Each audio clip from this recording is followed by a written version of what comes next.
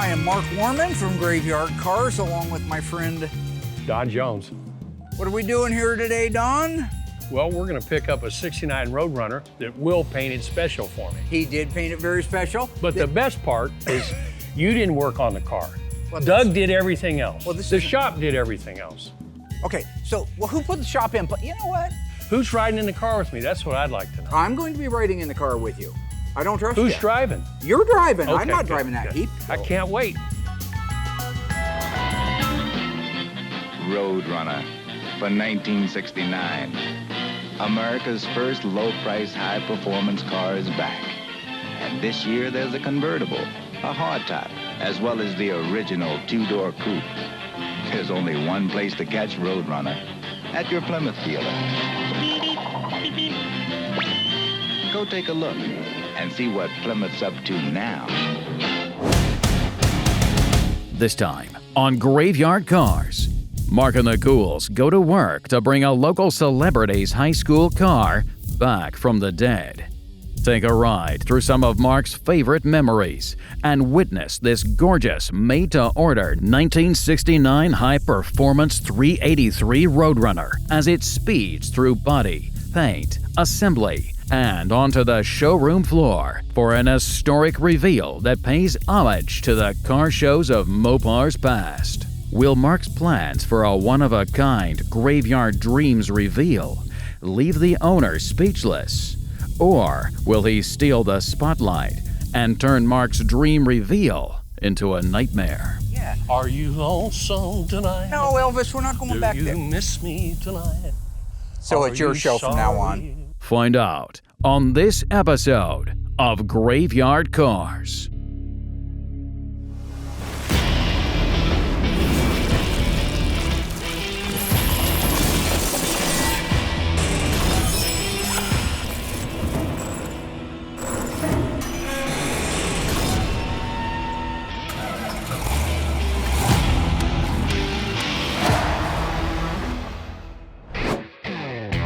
We are finally finished with our 1969 Plymouth Roadrunner 383 automatic, two-door hardtop in A4 buff silver. Now, while we've only been restoring the car for just a few short years, the backstory is the most important part of this, and that goes back to when Doug and I were just teenagers. So pretty much since the time Doug and I were old enough to even recognize cars, we both fell in love with Mopar, have been ever since. It's just the way it is. We got bit by the bug. Some of you at home know what that's like. So you go back to 1978, all right? Little dealership down in Cottage Grove called Don Jones Chrysler Plymouth.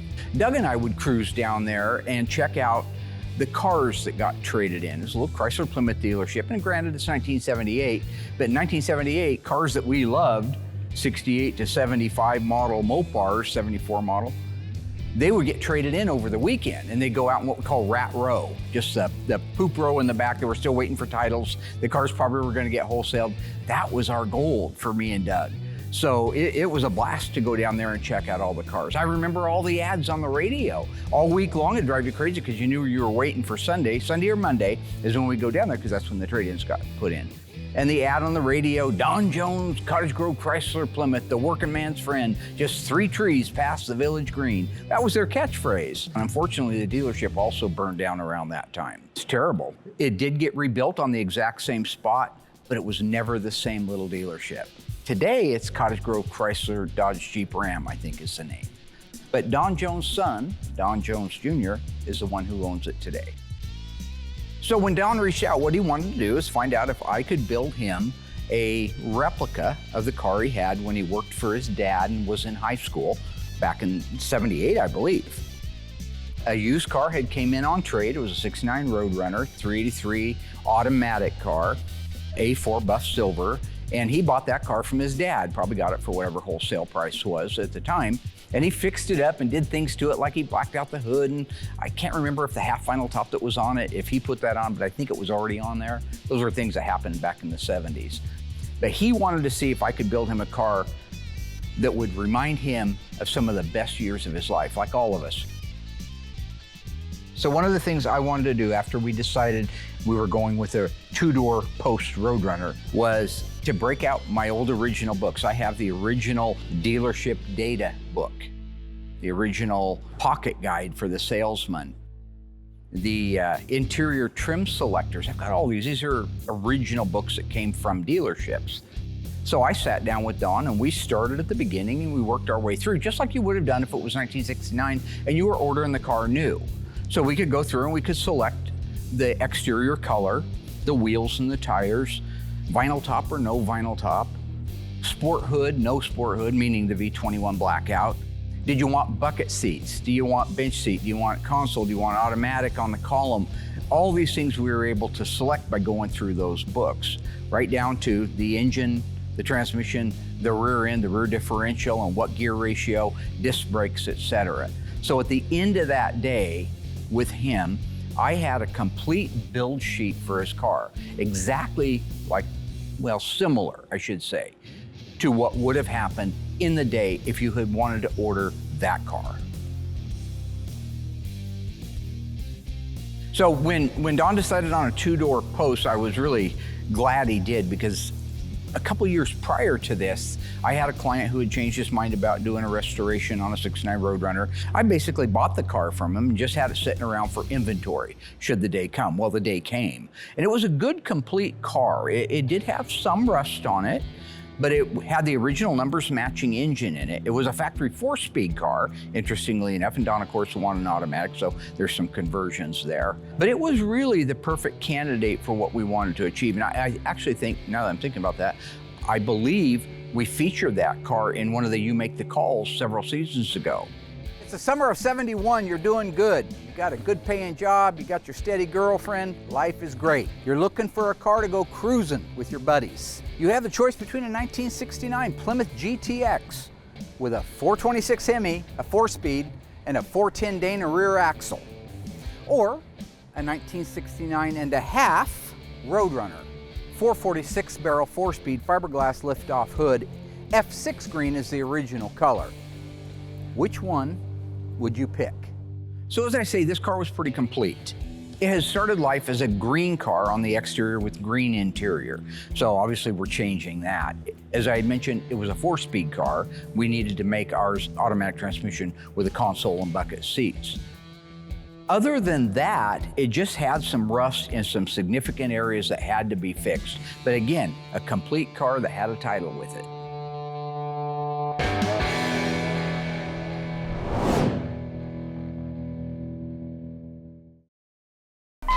Here's another new high-flying model for 1969. Plymouth Roadrunner Convertible. It joins the hot cars in this class. So for 69, Plymouth's Belvedere line consists of the performance cars, GTX and Roadrunner, plus the Sport Satellite, Satellite and Belvedere, all with 116-inch wheelbases. You know, I saw the car when it first got here. It didn't look too bad. Most cars don't before they go to the Dipper. But once this car went to the Dipper and came back, it was a lot worse, and you saw a lot of like prior sins that were done. So that's one thing that's super crucial, is you just don't know what you have till it comes back. We had to install a lot of new AMD sheet metal. We had to replace both quarter panels, both outer wheelhouses, rear body panel and extensions, trunk floor and extensions, also the main floor. We also installed new AMD doors. We also replaced the fenders and the hood because they were rusted out as well. You know, we do this so often that we really got it dialed down. So once we got that process done fairly quickly, it was right out to the mudroom. So once Michael kicked it over to the paint shop, we did our typical prime, let it sit, block, and then we could start disassembling the car, doing the jam work, then putting the car back together and getting it ready for final paint. The paint coat is A4, which is called a silver, but it's more like a champagne color. You know, we use the BBC line. It was 6 coats to cover. The last 2 coats are like a drop coat to ensure there's no mottling and it all looks nice and even. After that, I was able to clear it.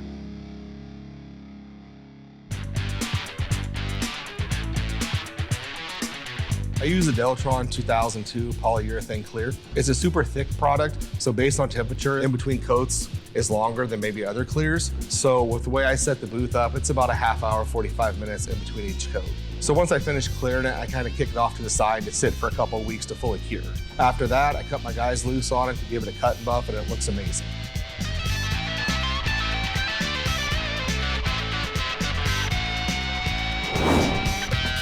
The drivetrain on Mr. Jones' car is my department. I restored the original 8 3/4 rear axle. We added Hemi suspension, 10-inch drums, and I added a brand new Mosier third member with 3.91 gears and an Auburn locker. Mark and I installed the drivetrain together so it went really smoothly. The engine for the Roadrunner is a numbers matching original. The engine was rebuilt to factory specifications except for the comp cam and lifters. The transmission is a date-coded 727 TorqueFlite, all rebuilt to factory specifications except we added a shift kit for more positive shift. The engine and suspension were all detailed like the factory. The only change we made to the suspension was adding the Hemi torsion bars. We upgraded the front brakes from the original drums to 73 and up disc brake style.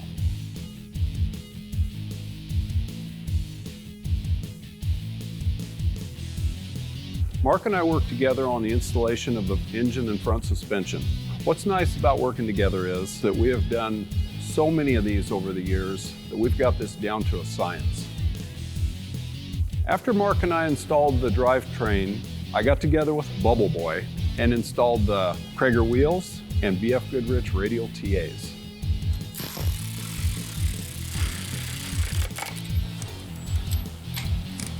All right. So the drivetrain came out beautiful. Doug did a great job on everything. The engine, transmission, rear end, detailed it out to factory 69 specifications. Got it installed, everything fit great. Guys installed the wheels and tires, and what can you say? Krager's is the best wheel choice for a second day on one of those cars there is, and the BF Goodrich couldn't agree more with those. So one of the requests that we had, Don had talked to Mark related to me. He wanted Brody to spray the stripes because he has those memories with his dad. And that's great, I get all of it. But there is no chance in hell I'm gonna put Brody in the booth and say, spray these. Because when it doesn't work out, it's not cute. Don's not gonna look at it and say, it's okay, it's off a little bit, it's a memory. No, it's gotta be perfect. But I will bring Brody in the booth, let him learn, and let him watch the process. But he is not, no way, no how, on this earth, picking up a paint gun and spraying those stripes. So when you're spraying these, it's super important to get the exact pattern down, the exact consistency, the even, the technique from start to finish, because what happens is when it dries, it looks all nice and shiny, and then it dies back, and you want to make sure that everything's nice, even, and consistent like we have here. Address it correctly, keep your job, and move out of the house. Okay, Dad. Yep. There are 3 distinctive grills in the Belvedere lineup. This is Roadrunner's new grill with dark argent paint treatment. The Satellite and Belvedere grill is different, has 2 horizontal bars without the paint treatment. GTX and Sports Satellite have a single horizontal bar insert and large identity letters. Headlights are framed with dark argent borders. Don Jones Jr., when I first made the deal with him on this Roadrunner, 69 Roadrunner, beautiful little car, says make sure that you adjust the eye bolts. Eye bolts? Will do. What are they? The eye bolts, man. You know what the eye bolts are. That front end's got to go down. It's got to be low in the front and high in the back. Here's my picture. It's got to be low. He's talking about the torsion bar adjustment bolts. I just to this day have no idea where he got eye bolt, but they all called it, his group from down south in Cottage Grove area, called it an eye bolt. I don't know. You know, they are Highland bolts. And I guess if you turn the H sideways, it kind of looks like an eye. It does. You're from Cottage Grove too? Anyway, I wanted to take a minute. I wanted to take a minute and show everybody exactly how these work. Do you know how they work, Doug? Yeah, you screw them up to raise the car and you screw them down to lower the car. There you go. All right, cut. That's it. It's a wrap. Everybody understand? Good. What's wrong with that? Let's go over here. So this is the lower control arm assembly for the right-hand side. Now this is actually for a 70, right? Because the sway bar location. But this is how you adjust the height of the car, because this hexagon hole right here holds a torsion bar. You hear us talking about torsion bars all the time. Show these guys how that slides in there. I'm gonna hold that there. So that slides in there. If we were to put it in the car, go ahead and hold the front of it. This goes in the torsion bar cross member at the back, and it's solid, it doesn't move. It's this piece that has the ability to move. So this bolt is gonna come up, what he called an eye bolt, it's a torsion bar adjustment bolt, is gonna come up into that pocket, and it's going to make this thing turn like that. And we're gonna do it with this adjuster right here. So if you just hold that right there, you guys can see how this thing will work.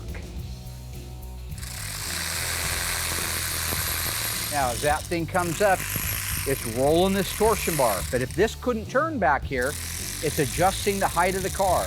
The more in you go with this bolt, the higher the car goes in the air. Right there is maxed out or very close to it. That'd be if you wanted to ride a wheelie. So we turn this around, come back down, and usually they're about that area right there. Tell me more about Roadrunner. I just love that beep beep horn. The Plymouth Roadrunner started out as a single model, a performance coupe at a low price. It became so popular that a two-door hardtop was added. For 1969, we have a third model, the convertible. It's beautiful. Isn't that leather on the seats? It looks like leather, but it's actually a leather-grained vinyl, rich and durable, beautifully pleated. This trim is standard on the convertible and hardtop, optional on the coupe with the Decor group.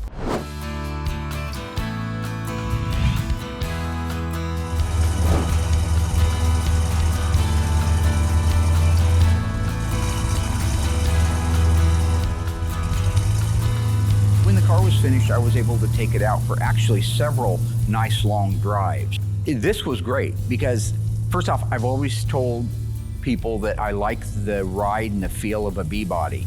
So this one had all of that. It really personified that nice big car feeling, but with the muscle. So driving the 69 Roadrunner is very much like driving a 69 GTX. In fact, this one had as many options as a lot of GTXs, supposed to be the gentleman's muscle car. The motor sounded fantastic. It's got that nice low rumble like you would expect from a 69 Roadrunner when it was new. The steering is precise. It's as precise as it can be. It's aligned to all new stuff. All the joints and fittings and everything on it are new, but it's still old integral steering, so there is a little bit of play in it. But it did track and drive very, very nicely.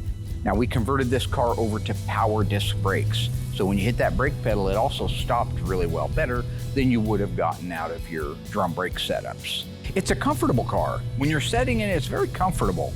The bucket seats are kind of plush. You kind of sink into them a little bit. You've got a cockpit style dashboard in front of you with the wood grain wheel and the console. It's a nice, really nice package. As you're driving it down the road, I think you just begin to take that stuff for granted till you jump into a different model of car that maybe doesn't have all those things. And then you can appreciate how that car feels when you're in it. This car got a lot of looks when we're going down the road, because you stand back, it's a beautiful color. I'm not even sure it looks silver. Almost looks beige to me, but I'm colorblind, might not be. But looking out through the windshield, seeing the sport hood treatment on it, with the air grabber, it is fully functional air grabber. He optioned that out, the N96. Just really demands attention. So I'm getting all these thumbs up from people all over the place as I go down the road. Weather was nice, so a lot of people were out. And I think as I see it going around the corners in some of the footage that you're watching, it really does remind me of the difference between our cars that we had when we were kids, which were used cars. And when we spent money fixing our cars up back then, we spent it on a stereo. I put tuck and roll velvet interior in my car. I did put mags on it, I put headers on it, but I didn't go out and invest in rebuilding the front suspension so it would drive and track like it's supposed to. So when I see that thing going down the road, it really makes me think this must have been what it was like. had I been old enough to pay attention. I guess when that car came out, I was 7, so I really probably wasn't paying attention to 69 Roadrunners. It really, really is a beautiful car that we're going to be able to give to Don. I know, there's no doubt in my mind, that he is going to absolutely love it.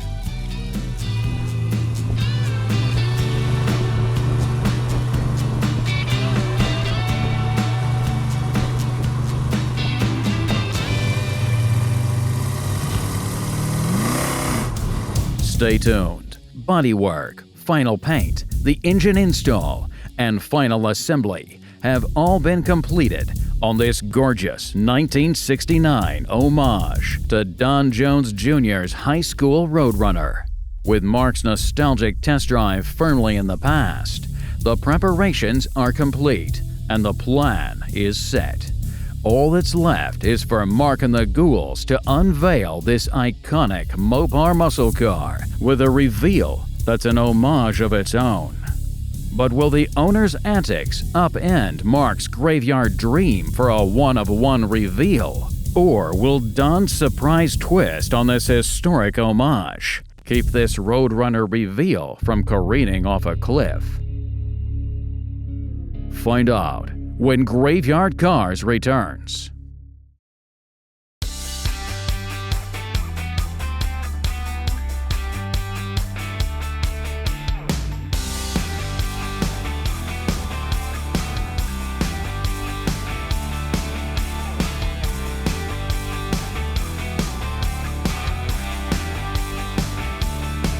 I am Mark Warman from Graveyard Carz, along with my friend Don Jones. What are we doing here today, Don? Well, we're going to pick up a 69 Roadrunner that Will painted special for me. He did paint it very special. But the best part is you didn't work on the car. Well, Doug did everything else. Well, the shop did everything else. Okay, so who put the shop in? You know what? Oh, I was ready for this. Old Don thinks he's the only car salesman I ever dealt with. I've been doing this since 1984, man. I've dealt with all the California cowboys, slick talking, let's work out a deal in the back room salesman. This is Trey you're talking to here, man. Look at this. This is natural. Who's riding in the car with me? That's what I'd like to know. I'm going to be riding in the car with you. I don't trust you. Who's driving? You're driving. Okay, I'm not good, driving that good. heap. The reason we're doing our little introduction here is we have just finished Don's 1969 Plymouth Roadrunner. We've talked about many times in the past on the show that he had one identical to it when you were a young man. Yes. Your daddy gave it to you. Certainly. You know, this is the whole Spooner thing I talk about. I know Don maybe paid for a little bit of that car, but he's Spooner, right? He like Dougie, he like Will. They has it all given to him. You need a new car, here's your car. You need a diploma, Will? I know your GPA's down there. Boop, boop, boop. Count it out, right? Not me. Oh, Trey ain't no Spooner. All he ended up with was a dead dad, colorblind, Osgood slaughter, low blood sugar, poor. Look at this is how I dressed to go to school. You don't think that was a long 6th grade? That was a long 6th grade. I think he actually earned that one because I saw some pictures, either good at Photoshop or they were real. He's covered in this little work outfit. He'd been out sanding on cars. I had to make it look good. Yeah, to make it look good. And I've said this many times to many of our fans and people that we talk to is some of the best times in our lives were then, even though at the time it doesn't feel like that. But I mean, this is a great example of it. Are you excited to see your car? I've been excited for the last 4 years since I Okay, got a hold don't of date it. how Maybe it's long 4 it years and a took. couple months. Don't but do that. Just anyway. Now this is true. When I look back over my life, I agree. Some of the best times we had were in those crazy cars. I remember Mark pulling up in front of my house with his Charger, wanting to go cruising for chicks, he'd say. Whatever. I never knew him to pick up any chicks, but he had a pretty cool car.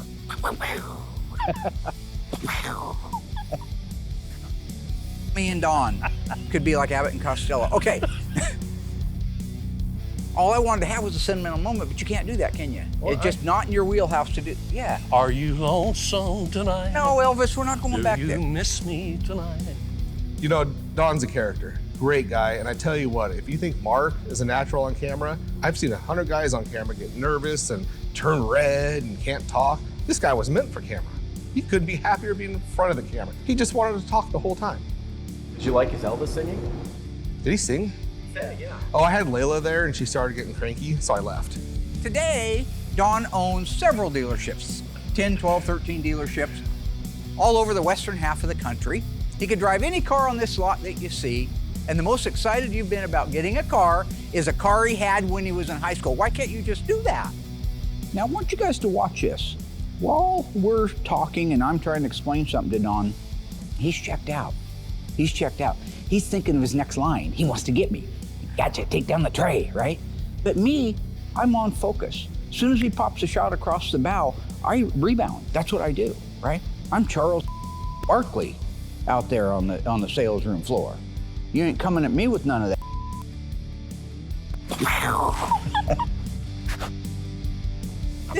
I know you're used to being the big Let's fish. go look at it. You ready to look at a 1969 Plymouth Roadrunner? This is gonna be great. I can't wait. I like your shirt. I'm excited. It's very slimming, but I saw you when you were in blue.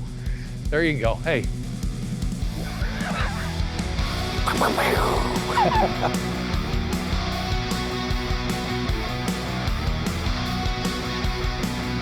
All right, so after 6 months of waiting for your 6 car. months, yep. I think you set a record on this quick build. I did. Well, we did Mr. Martinez's a little bit quicker because I forgot the dates, but that doesn't matter. As long as I'm in the top 3, I'm okay. The point, you're in the top 3. You're excited to see your car. I can't wait. It's not. What year did you own your car? 78. Came in trade here in 78. In 78. 78. You went up to your dad, said, "Give it to me," and held your and hand he up. laid a couple thousand on me too. Couple That's how grand it was, and a full tank of gas. No, and a cooler in the back. Yeah, there it is, right there, right? Gives him the car, $2 grand cash, and a cooler full of beers to cruise around. You know what I'm saying? You know what I got? I got a collapsed disc from being a pallbearer at my dad's funeral. That's what I got, no charge. That was good. Need a minute.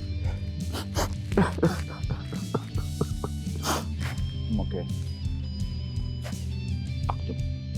Let's go. Let's unroll the car. Are you gonna do it? 1969 Plymouth Roadrunner. Let's do it. See what you think. See if it's any better. That's pretty cool right there. I forgot about that. Look at that. Let's go. Let's unroll the car. Are you gonna do it? 1969 Plymouth Roadrunner. Let's do it. See what you think. See if it's any better. That's pretty cool right there. I forgot about that. You know, all kidding aside, when back in the 50s and the 60s, probably before that, I don't know. I know even up into the 70s, the Lincoln Mercury dealership that I worked for talked about it. When there was a new car model, it came in on the convoy truck or on the train covered. And when they unveiled it, they usually unveiled it at big shows like Chicago or New York Auto Fair. It was a gala event. When they unveiled these cars, there were girls, models, there was music, there were bands. I mean, it was really something. They were proud of these cars. They wanted to keep them under wraps. They wanted that awe factor, a real live awe factor that you're only gonna get from the very first time you see a car. Look at that. And no offense, but I doubt very much your car looked like that in 1977 because they didn't look like that when they roll off the showroom floor. Wow. I told myself I wouldn't get emotional. That's okay. Okay, and That's okay. Wow. Buddy, I get that way all the time, every day. So a great example of what I've said many times over the years. When you look back at people's reactions to their cars, they're overwhelmed. They're overwhelmed for a multitude of reasons. You know, one, certainly the car's beautiful, but Don Jones gets to see beautiful cars all the time. He'd walk out and look at a brand new, beautiful, brand new Jeep, Grand Cherokee, Wagoneer, blah, blah, blah. For him, this was 1978 all over again. That's what touched his heart. That's what got him misty-eyed, was that he was able to travel back in that second. He won't be able to go back and relive this moment, but he can create a whole bunch of brand new moments with that car and get in the car with his buddy and talk about how awesome it was and relive the same journeys out to Cottage Grove Lake and cruising the gut. That's the whole point to all of this. These cars are a powerful key to our past. And something like this just reminds me that even somebody of his stature, Brett Torino, very wealthy person, look at the fun and the joy these cars bring them. Nothing like it in the world, man. It's the best choices, I think. It's a wonderful color. I mean, the fact is you just got a used car back in 77. But now that you put it together, would you do anything different? Even if you hadn't had a silver car? I'm glad you guys picked the hood treatment. I mean, Yep.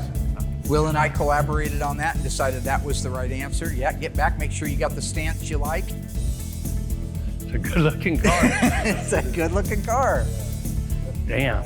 So this is really cool to see a car that we built sitting in the showroom of Don Jones Chrysler Plymouth in Cottage Grove, Oregon. I can't describe how rewarding this is. And meeting Don Jones, it's almost like I know the guy, you know? After all these years and all those commercials and doing this car for Mr. Jones, it's almost like he's family to us.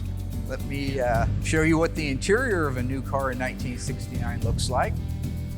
So this was a really cool type of reveal that I don't think we've ever done before, or I haven't done before since I've been working here, but we got to put it in a showroom floor at the dealership. It's just really cool to see the car all cleaned up and in such a beautifully lit room. You get to just see every part of that car, super detailed, just really cool. And it's in a car dealership. So what more could you ask for? That's awesome. So I'm really lucky to be able to do what I get to do. You know, make people's dreams come true with their cars or help them relive, you know, some of their past moments that they've had. And just hearing their stories about working with their fathers or the even brothers, sisters, or whatever. It's just really cool to be able to help make those memories come true for those people again. Unbelievable. What can we say? So yeah, it's a base coat, clear coat, where originally they were just single stage enamel. You'd never get the color that you wanted out of them. Okay, this will be one of the few times I'm honest and it'll probably make TV at home. I feel like this was the coolest reveal yet because A, it was outside location, and taking an old Mopar and putting it in a Mopar dealership, I think is rad. So I loved every aspect of this reveal, the only one. The body is unbelievable. The lines, geez. So for anybody who doesn't know, when I first talked to Don Jones about building a car for him a couple, 2, 3, 4 years ago, Don says, the only thing I want to make sure it's the right color, it's got the vinyl top on it, it looks exactly like the one I had when I was in school. He said, now, it's important that the stance is right. You remember saying that? I said, well, yeah, tell me what right is. So he sent me a picture of the car, had a pretty good rake to it. He goes, so I want you to make sure you lower those eye bolts. No idea what you're Hey, I knew what I meant. And it worked out. What's an eye bolt? You know, the eye bolt. Well, you can keep saying that, but it doesn't make me know what it is. The eye bolt, the eye bolt, the eye bolt. He goes crazy about the eye bolt. So later, I'm sitting there. It's actually, I'm in bed that night, and I'm thinking, crazy son of a gun's got too much money. He's lost his mind. Ford's had I-beam suspension. Maybe he's had a hallucination in his I-beams. Then it hit me. He's talking about the torsion bar adjusting bolt. Eye bolt. I called Tony. He told me it was an eye bolt. So I have made you an eye bolt chain. See how it's an H? Yeah. I comes after Now I'm H. going to put it behind my back. And now it's an eye. So one thing I did do, because Don had kept calling the lower control arm adjustment bolts eye bolts, I wanted to make him something to remember it. So I made him a genuine ice tray necklace. It's real stuff, it's real chain. It's not some little dog chain, it's not made out of gold. This is a real zinc plated chain that's masculine, macho.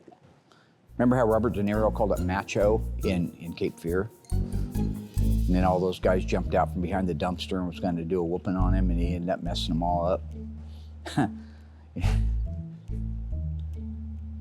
That's Bob De Niro. You know, and that's Cape Fear. Okay, I'm in. There's your eye bolt. Disco. Enjoy it. Hey. All right. No one else got one, right? Nobody else this is the ever only going to one. get an eye bolt. That's for you to hang up in your den. Hey, can't get any better or whatever than it that. is you do, and there you go. I'm gonna walk downtown and I action hand with this drilled on. it, I hand polished it, and I even made the chain. Okay, I bought the chain. Doesn't matter. Here, hold this. I don't want to scratch this car. Why don't you have yourself a nice seat behind there? I know that you're a tall fella. I don't expect you to fit. But you probably fit in 77, right? Again, I think it's just so cool that we're at a point now at Graveyard Carz that with all the original data, with all the original books, with the literature, with the knowledge and the experience and the cars and the staff, that you can walk in and say, hey, I want a 69 Roadrunner like I had in high school. You got any pictures? Because if you do, we can duplicate it. Yeah, see, you put a few pounds on, haven't you? Yep. That's okay. What can I say? I put on 10, it's mostly muscle. What are you laughing Hey, no, I coughed. Yeah, there's a lot of pollen in the air down Thank you. Wow. there. Put the wood grain sport wheel on there. You wanted the AM, FM. I don't know if your car had a factory AM, FM or just an AM, FM in it, but AM. Factory. It was a factory AM, but that's the AM FM. I didn't want to spoil you with rear speakers. You can do that on your own, but it's got an AM radio in the front. There's your console. Now your car was a column shift. Yep. Yeah. So we got a console in That's there so for you. cool. Just a little nicer, you know, just a little nicer, luxurious package than maybe your car would have had. Unbelievable. But I think this is the kind of car you can just keep till the day you don't care anymore about anything, and always know that you've got a beautiful car. You do this every Sit in day, there. so you're not used to it. No, I understand. Stuff is brand new. I just need to park it somewhere and just sit in the car for a while. You could do that. We could put some beers in there. You go out to the lake. You're married though, right? Unbelievable. Probably couldn't get out of the car. Have to stay in the car. This is a chick magnet. You got to be careful driving this. You remember what happened when we were on the gut back in the day?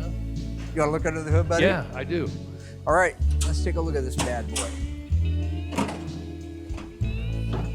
And again, yours probably didn't quite exactly look like that. Well, yours wasn't an air grabber, right? No. Yeah. It's all standard. So you got the Coyote Duster decal with it. That's all part of the air grabber look. We have a brand new replica radiator But in here. you got the Roadrunner horn. I know that one. Now, Dougie built the drivetrain for this car, and Justin detailed the rest of the engine. Well, basically, he assembled the whole car. So Justin is in charge of assembly. So if there is anything wrong, I'll give you his cell number. You can give him a He's call. 24-hour guy, right? He's a 24-hour guy. 7 days a week. 365? Dougie is too. No. I can give you his cell This phone. deal. It's so amazing to me, looking at someone like Mr. Jones, who owns so many dealerships, to look at something like this that we built and smile the way he did. I can't think of a better pat on the back than that. You know, by the time I had mine, we had Mickey Thompson. Oh, I You know. messed Yeah, it all second up. day, yeah. And you're always welcome to do any of that stuff you want. Yeah. This is the original fender tag. Remember, this car still has the original numbers matching engine, but not transmission because it was a factory 4-speed car. Gotcha. And we converted it to an automatic. This is the plenum for the air grabber. So yeah, when it's closed, this rubber seal touches here, and then those vents we were talking about that are red draw the air into it. I It's didn't know that was supposed a to add work. like I 5 didn't know that worked. horsepower. Yeah, actually it was a functional thing. Pretty cool. Oh, it is. Everything is date coded. So we have date coded replica, the original spark plug wires, heater hoses. This is a replica of the. No, this is actually. Is this a real? That's an original horn. Let me sound that thing off for you. There you go. Makes the whole car. You want to hear it? Yeah, we got to.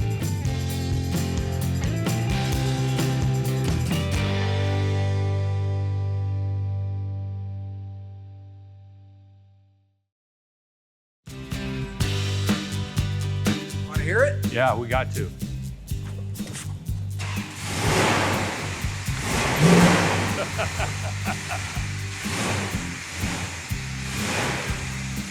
So here's one thing I thought was cool.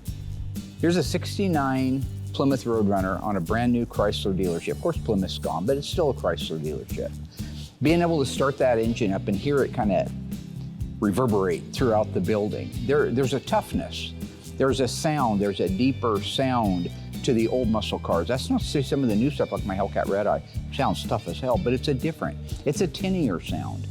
These have Hemi mufflers on them at 2¼ inch pipes, all going through that 383 Super Commando.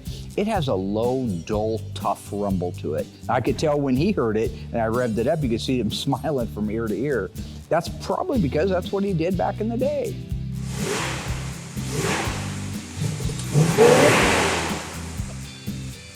Wow. Awesome. Now I know you can drive any car on the lot, but that's cool. Thanks, Mark. Thank you. Appreciate it. Thank you. All right. Thanks, Doug. Okay. Thank you, Don. Thank you. Oh, that's great, man. Thank you so much. That's cool. This is wonderful. Yeah, so nice. Just love it. I'm gonna look at it for a little bit. You guys go eat. Awesome. Hey, I can't thank you enough, okay? True pleasure. Thank you. Unbelievable job. Thank you very much. Appreciate it. Thanks, guys. I appreciate it. Unbelievable. Just a killer car. I love the choices you made. I love the choices you didn't let me make. I mean, I know that all these guys get up here and they, oh yeah, this is exactly just what it was. It's really cool for me because, we're close to the same age. I'm a few years older than you, but still that era.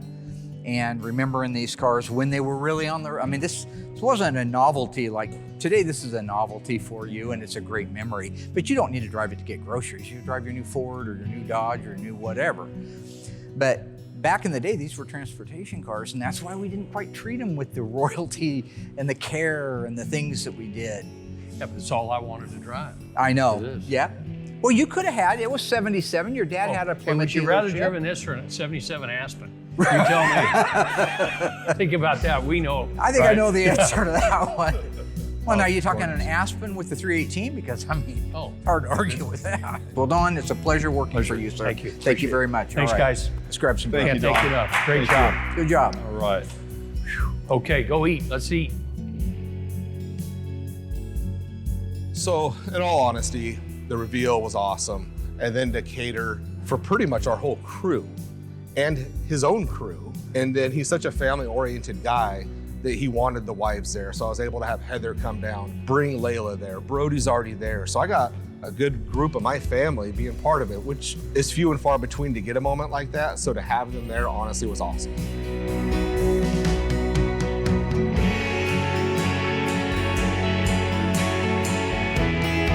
So Don is a really cool guy. I've actually never seen somebody more comfortable in front of a camera than Mark. He was actually stealing the show from Mark, and I thought that was just hilarious. He's just a really cool, fun guy, making fun of himself, wearing the necklace that Mark gave him, the eye bolt. So that was really cool. He provided food for us through catering, and it was just delicious. We all just really thank him for that. It was awesome.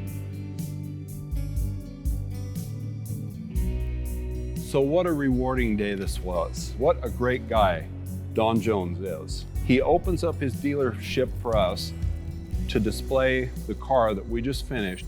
Then he puts out this wonderful barbecue for us. And our families were there. My wife and grandchildren and some of the other cast members' families were there. It was just amazing, so rewarding. What a wonderful day Don Jones provided for us. Guess what, Mom? You're on camera.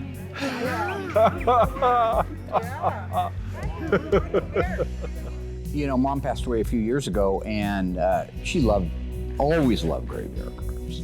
Oh, well, it's her son doing it, right? But she legitimately enjoyed watching it.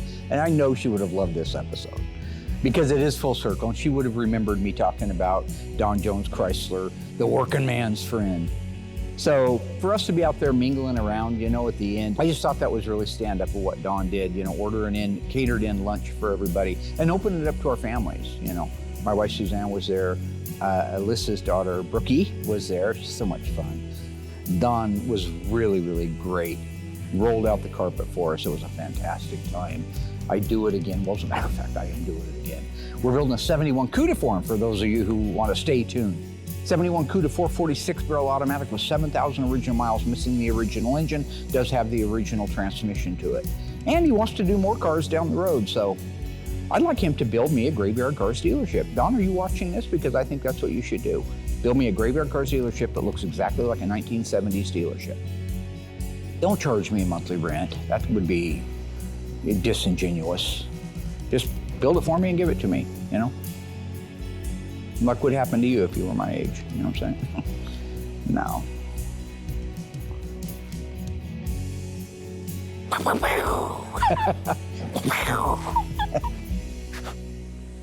How is it? Good. Tony, do you have one? No, Tony don't have one.